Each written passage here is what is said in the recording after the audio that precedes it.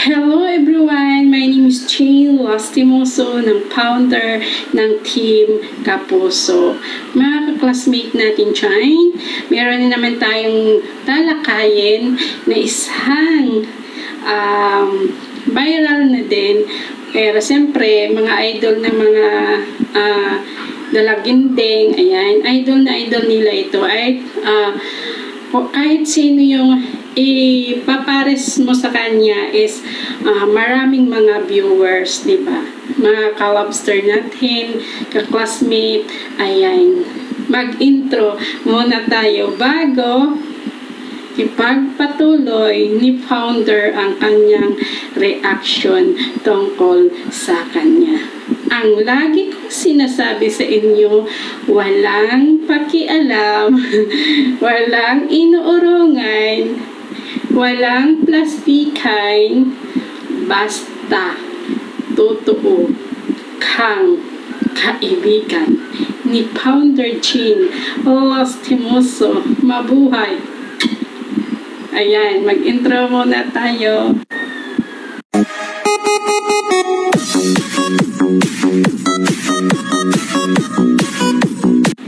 Ayan, mga ka-classmate natin, mga ka-lobster natin dyan.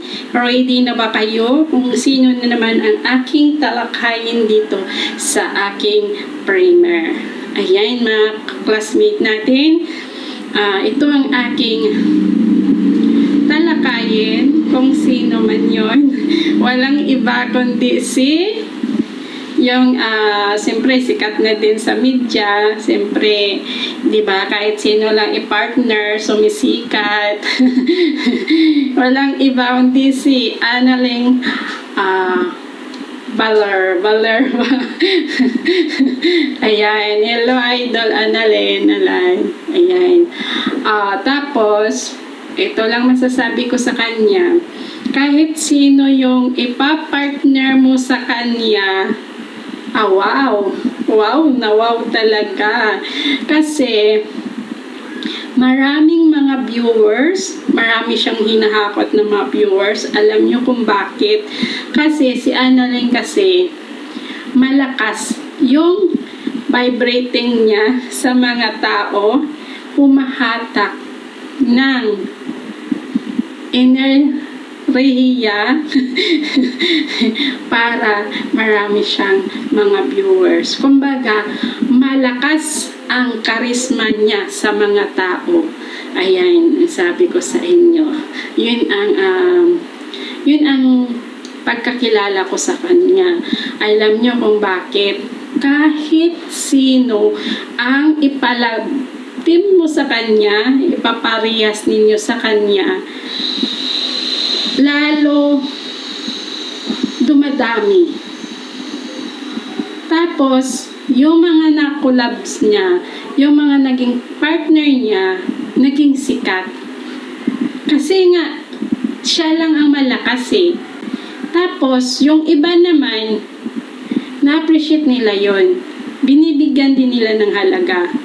Pero yung iba naman, ginagamit lang si Annalyn. Diba? Alam nyo kung sino sumasabaybay sa kanya. Pagtapos nila gamitin at nakuha na nila ang kanilang gusto sa kay Annalyn, iyon, iiwan na nila. Kasi nga, mga ka-classmate natin, siyempre, nakuha na nila ang gusto nila. Pero, hindi nila alam na yung taong iniwan nila, dyan nagkakaalaman kung sisikat pa ang araw sa kanila. Diba? Kahit ako, kung sinong tao nagbigay ng halaga at nagbigay ng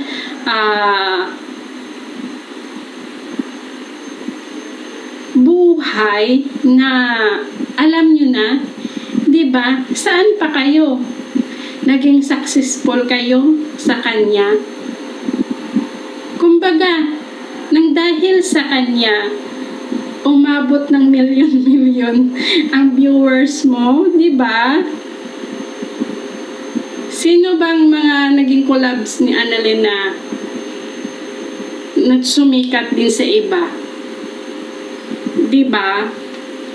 Pero pag once na siya ang naging kapariha mo at naging kalapti mo dyan, imposible na hindi ka sisikat. Imposible na wala kang mahahatak na mga viewers dahil sa kanya. Kasi si Annalyn kasi mabait na bata at pinahalagahan niya yung kung sino nagbigay ng buhay sa kanya, kung sino tumulong sa kanya, kung sino humatak na maging level up ang buhay niya, nandoon siya. Hindi niya iniwan yung taong tumulong sa kanya. Yun ang dapat gawin ng iba. Pero, yung iba naman, kung saan yung i-invite sila na alam nilang doon sila. Pero, hindi nila alam pag kayo na down to earth ewan ko lang kung tutulungan kayo. Pero yung taong simulat sa Paul na tinulungan ka, hindi mag-alinlangan na tutulong ulit sa iyo para magiging successful ang buhay mo. Kaya ganun ang pagkakilala ko kay Annalyn Baler. O diba? Ngayon, ang naging kalabtim niya ngayon, diba humahatak ng viewers? O, million na. Lalo pa yan dadami at lalo pa magiging successful ang kanilang kalabtim. Sana maging totoo na maging sila. Pero siyempre, ang puso na yun na din ang bawat isa pagka kung talagang, di ba, pupunta sa katotohanan. Diba, Mare? Idol na idol mo yun, Mare.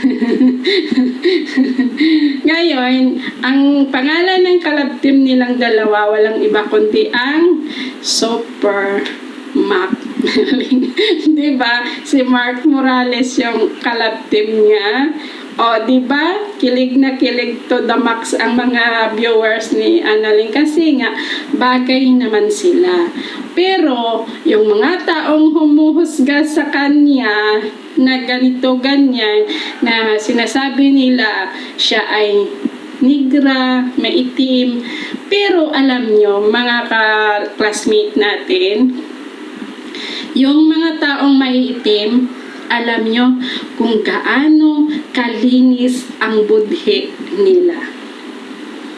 Hindi lahat ng mga maiitim ay maiitim din ang budhi. Meron ding mga mapuputi pero bulok naman ang kalooban nila. Diba? Dalawang bagay lang yan, mga classmate natin, kaya tandaan ninyo.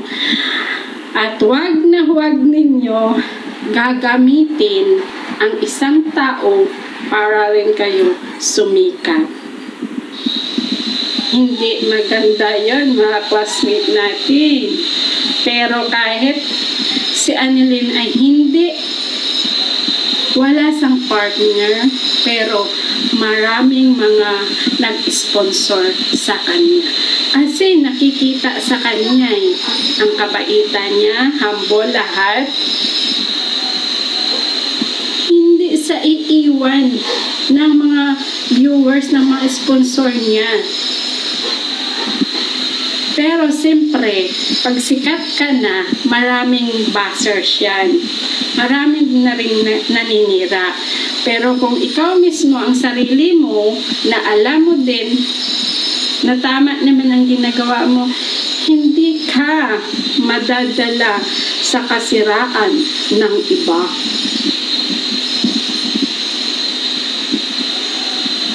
magiging matapang ka sa mga buzzer mo. Wag na wag mo silang pansinin. Hayaan mo sila mababaliw sa iyo, sa kakabuzzer. At least, alam niyo bakit? Dagdag viewers din ninyo yan, mga classmate natin. Tandaan ninyo. Siyempre, pag walang basher, wala din mga tao, di ba? Kahit sino, kahit saan, di ba? May mga basher talaga pag sikat ka na. Kasi siyempre, pataas ng pataas ka. Siyempre, may mga taong hinihila ka pababa. Pero kung ikaw mismo na wala kang inaapakan, wala kang kinalaban sa mga masasama, hindi kanila mahahatak pababa. Lalo ka tataas, aangat ang buhay mo. Kasi alam na alam mo, mga classmate natin. O, diba? Ang ka-love team niya ngayon, sikat na din. Siyempre, lalo pa sumikat, kasama niya si Annalyn. Tapos, ang ganda ng kanilang kanilang samahan. Kasi parang hindi kayo naiilang sa bawat isa. Yung connection nila, parang bagay din naman sila. Tapos, siyempre dapat maging totoo lang tayo kung ano man yung naramdaman ninyo bawat isa. Ayan, nakisali na din ako. Kilig na rin ako pagka minsan. Diba Mare? Diba si Mare, idol na idol niya. Tsaka siyempre, marami din tayo mapupulot na aral sa mga ganong pagkatao. Kailangan natin magiging marunong lang tayo makisama sa lahat ng tao na kung sino man ang magiging kasama natin sa buhay, kung sino man magiging makilala natin bilang isang kaibigan na tunay.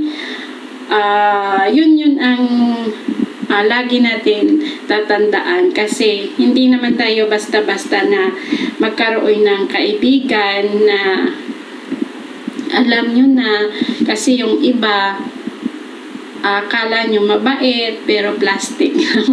Parang ganon, pero wala naman akong pinagtatamaan, sa akin lang. Kasi siyempre yung sinasabi ko sa inyo na ipaglalaban mo, wala kang pakialam, basta maging totoo ka lang na kaibigan. O, diba? Ngayon, yun ang masasabi ko, kasi siyempre, lahat naman tayo, nakikita naman natin kung ano yung mga nagawa nila sa buhay, kung ano yung mga na-inspired nila, yan, nabulol na ako, kung ano yung mga maging masaya sa buhay nila, diba? At saka kahit single mom or ano pa dyan sila, basta maging totoo ka lang, ganon. Tapos basta mahal mo din at mahal na mahal ninyo bawat isa. Ganon lang yun. Diba, Mari? Ito na din talaga yung kilig to the max sa dalawang maging couple love team ni Annalyn Balar at saka ni Mark Morales, na classmate natin dyan. Kaya panoorin ninyo, basta kung sino lang gusto manood, kung sino man ang ayaw, o di wag. Ganon. Siyempre, kanya-kanya na din yung di ba? Kilig na kilig ka talaga pag idol mo, di ba, Mare? Tingnan niyo si Sam. Pag merong event yung idol niya, kahit antok na antok yun, ako, tatalon yun sa higaan niya para lang makapunta kahit walang pamasahe. Pupunta yun doon. Tapos yun, nagmamadali din yun, pero minsan pag pinaalaala mo may tupak din. Kaya ganun talaga pag idol mo, kahit may muta may muta ka pa, basta idol mo, pupunta ka talaga, diba? Oo. Ganun talaga, kasi kilig na kilig ka sa mga idol mo na siyempre minsan lang, kahit hating gabi na uuwi, okay lang. Pero siyempre ako naman hindi naman wala akong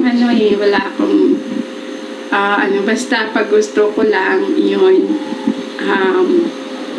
lang. Pero siyempre ako, mahilig ako sa mga action. Yung bakbaka to. Ganon ba? Kasi pag mga konting lang luwa mo, pero pag sige, ganon ba? Ganon ba? Tapos parang si Boboyog na lumipad na, pero nilaglag pa rin kasi si Boboyog na sunod na content ko dito. Mare.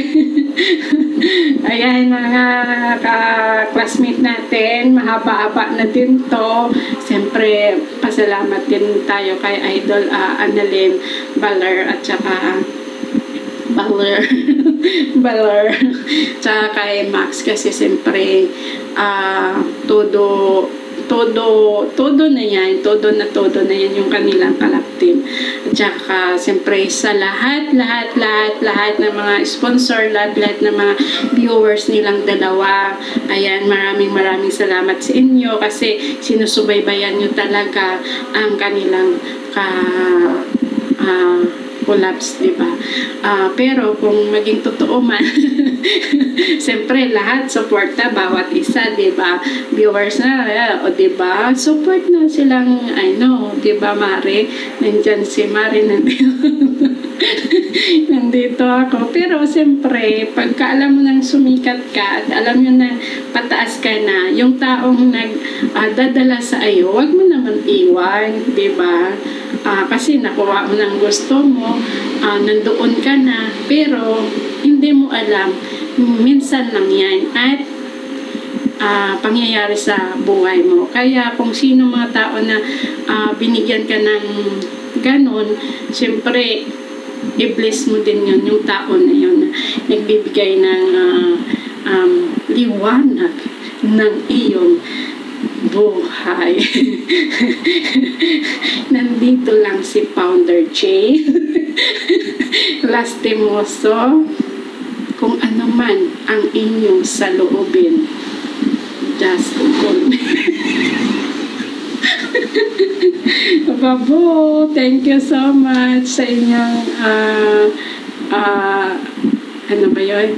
Tinatangkilik yung kabaliwan ni Founder dito, pero siyempre yun na yun. Maraming salamat. Bye-bye.